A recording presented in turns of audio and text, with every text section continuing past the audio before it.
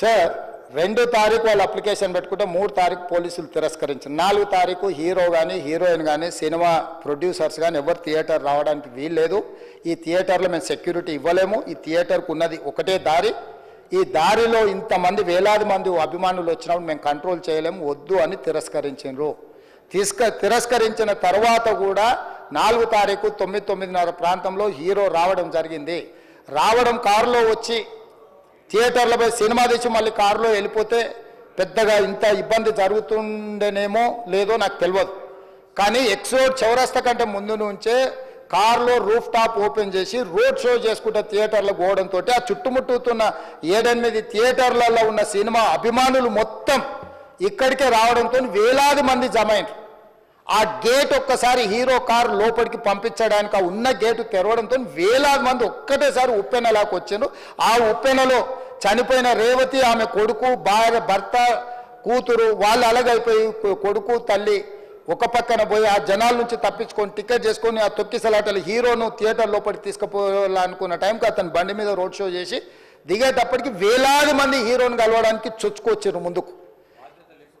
అసలు అంటే ఈ రకమైన వాతావరణంలో అతన్ని లోపలికి తీసుకువెళ్ళాల్సిన సందర్భంలో అతను ప్రైవేట్ సెక్యూరిటీ ఇవాళ రేపు మనం ఫంక్షన్లలో బౌన్సర్లు అని మనం చూస్తూ ఉన్నాం.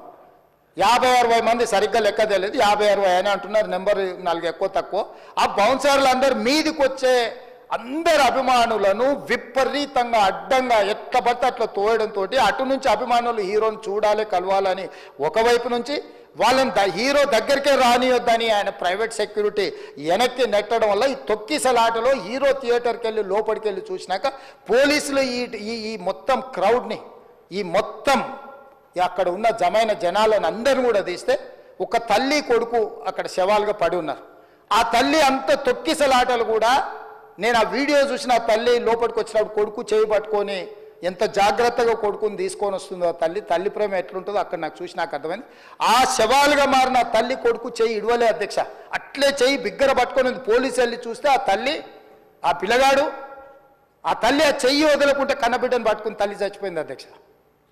అట్లాంటి సిచ్యువేషన్లో పోలీసులు తల్లిని కొడుకుని హాస్పిటల్కి అక్కడ ఫస్ట్ ఎయిడ్ ట్రీట్మెంట్ చేసిండ్రు. పోలీసులు ఏం డాక్టర్లు కాదు, హుటిన తరలించిండ్రు. హాస్పిటల్కి వెళ్ళిన తర్వాత తల్లి చచ్చిపోయింది, పిల్లోడు కోమాలు ఉండు. ఆల్మోస్ట్ పోలీసులు పిల్లవాడు కూడా చచ్చిపోయింది అనుకున్నారు. బ్రెయిన్ డెడ్ అయింది, ఆక్సిజన్ అందక ఆ అబ్బాయికి. సో ఆ సిచ్యువేషన్లో వెనక్కి పోలీసులు వచ్చి హీరో గారికి విషయాన్ని తెలియజేసి హీరో గారు వెళ్ళిపోతే హీరో ఎందుకు వెళ్ళిపోవాలనుకున్నారు పోలీసులు అంటే ఇంకా వేలాది మంది అభిమానులు అక్కడనే ఉన్నారు.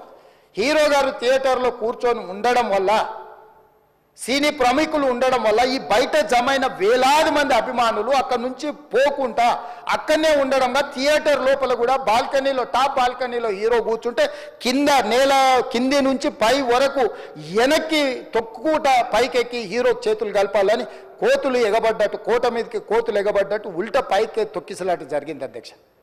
థియేటర్ వాళ్ళు పోలీసులను హీరో దగ్గరికి వెళ్ళి చెప్పడానికి కూడా అనుమతి ఇవ్వకుండా థియేటర్ వాళ్ళు పోలీసులను బ్లాక్ చేశారు అధ్యక్ష.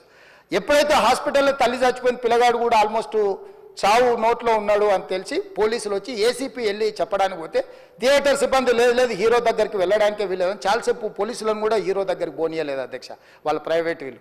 చివరికి ఏసీపీ కోపం వచ్చేసి మిమ్మల్ని అందరిని తీసి లోపల వేయాల్సి వస్తుందని చెప్పిపోయి హీరోకు ఏసీపీ క్లియర్గా ఇద్దరు చనిపోయినరు, మీరు ఇక్కడ కూర్చుంటే థియేటర్లోనగా థియేటర్ బయట ఉన్న వేలాది మంది ఈ సినీ అభిమానులను మేము కంట్రోల్ చేయలేకపోతున్నాం, ల్యాండ్ ఆర్డరు శాంతి భద్రతలు చేయి దాటిపోయినాయి, మేము లాఠీ చార్జ్ చేయాల్సిన పరిస్థితి ఉంది, మీరు దయచేసి వెళ్ళిపోండి, వచ్చిండ్రు చూసిండ్రు కదా వెళ్ళిపోండి అంటే లేదు నేను సినిమా అయిపోయే వరకు ఇట్లే కూర్చుంటానని పోలీసులతో చెప్పిండని సిటీ కమిషనర్ నాకు చెప్పడం జరిగింది అధ్యక్ష.